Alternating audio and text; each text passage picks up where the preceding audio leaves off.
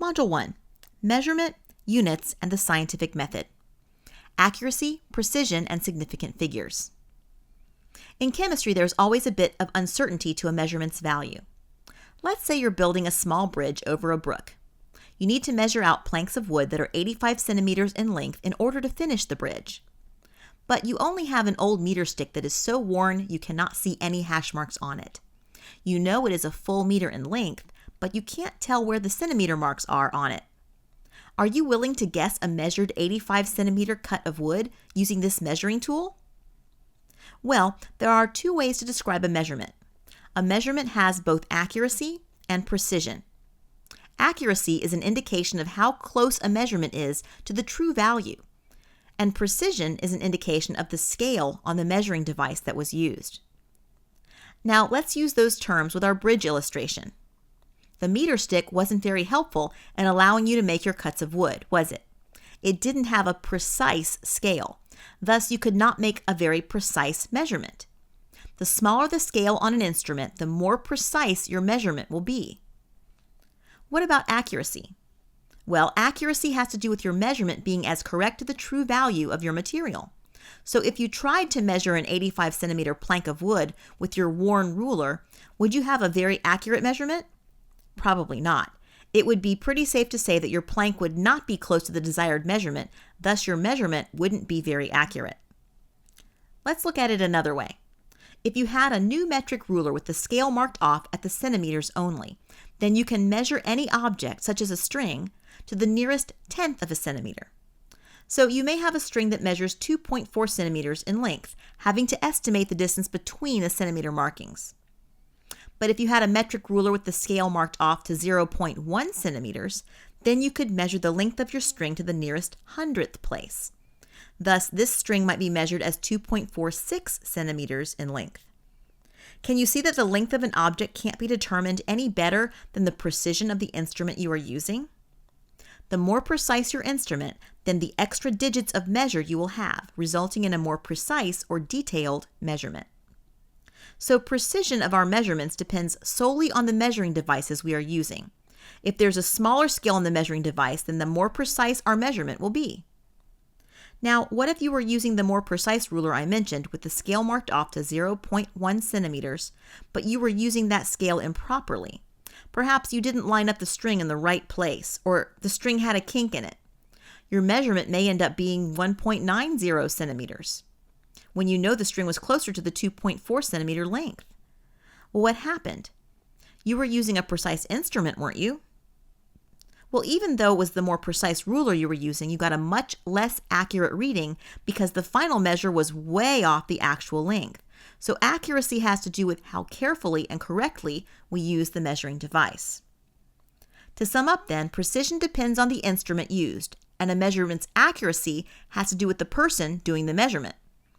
To improve precision then, you need a more precise instrument, like a ruler with a smaller ruled scale. But you can improve accuracy in many ways. One is by understanding the proper way to use your instrument. And another way to improve accuracy is to practice using that instrument by making measurements with it. Another good way to improve accuracy is to make your measurement several times and average the results.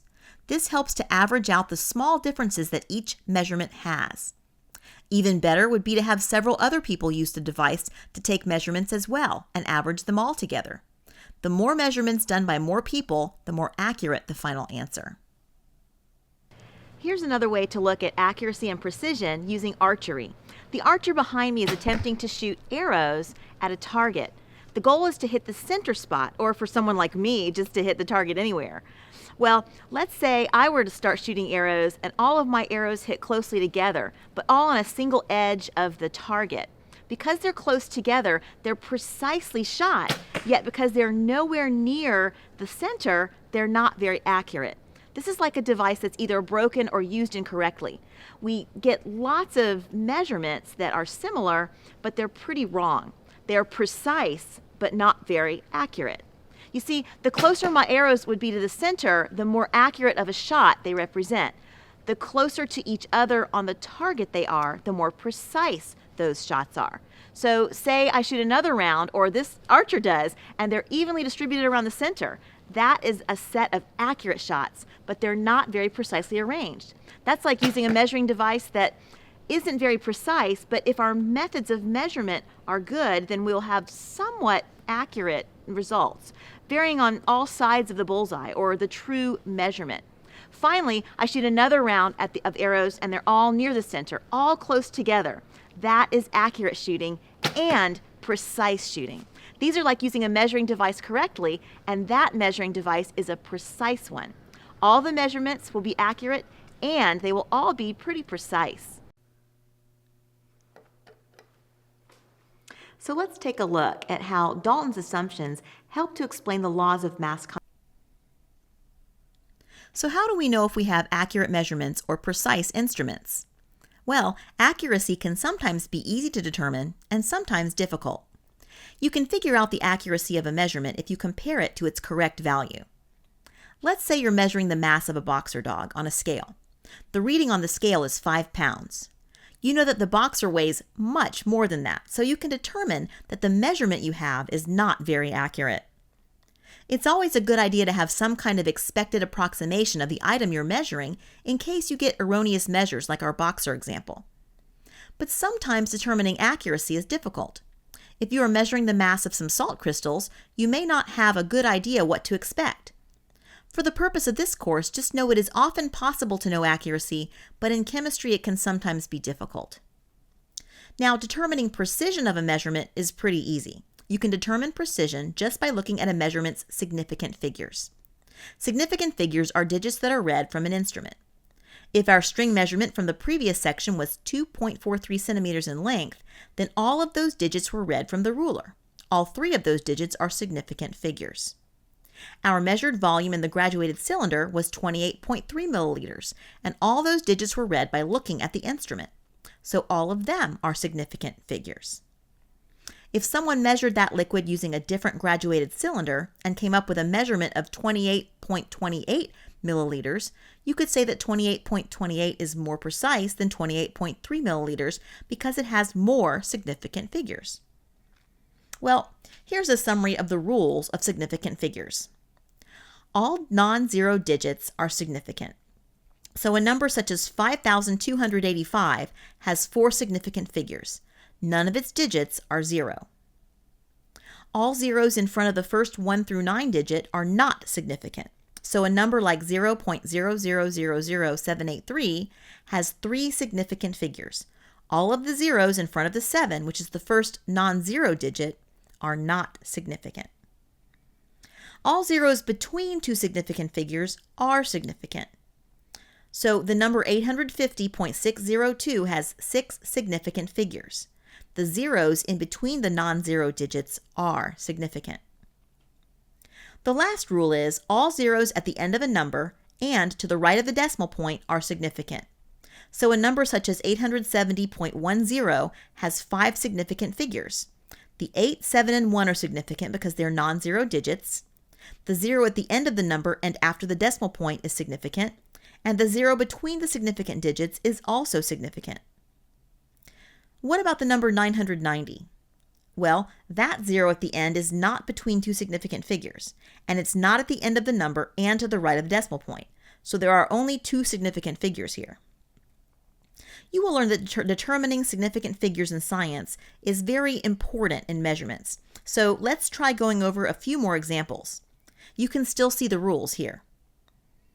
How many significant figures are in 4.366?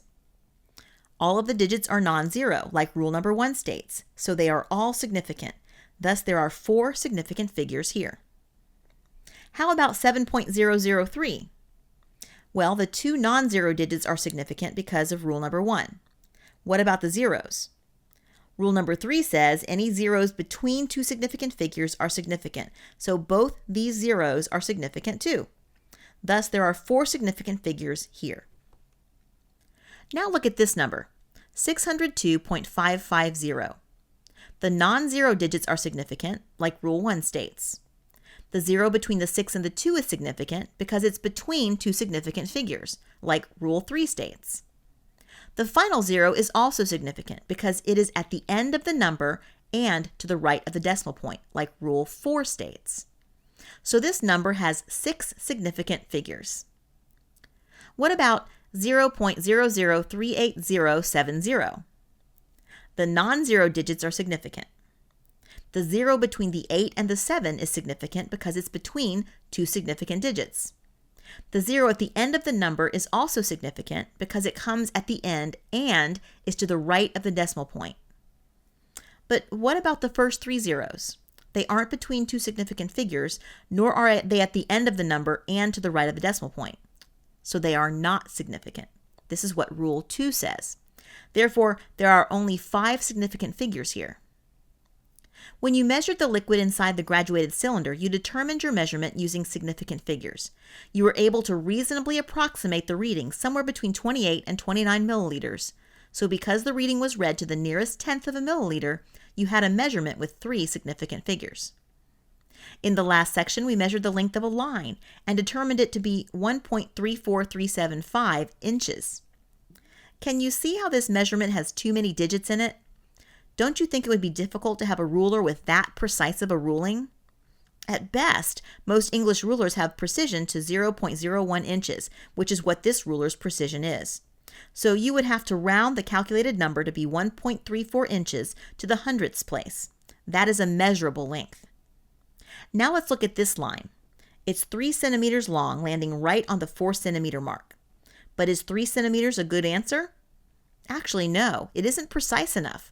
The ruler's scale is marked off with 0.1 centimeter hash marks, so we can measure any measurements quite accurately to the hundredths place, or 1 decimal place beyond that. If the edge of the line didn't fall exactly on the 4 centimeter mark, then we would approximate its length between the 2 tenths markings. But because our line falls exactly on the 4 centimeter mark, we can report its length with the same precision, or 3.00 centimeters. That way others can understand the precision of our measurement. This is why significant figures is so important in chemistry. Precision gives more information to the scientist.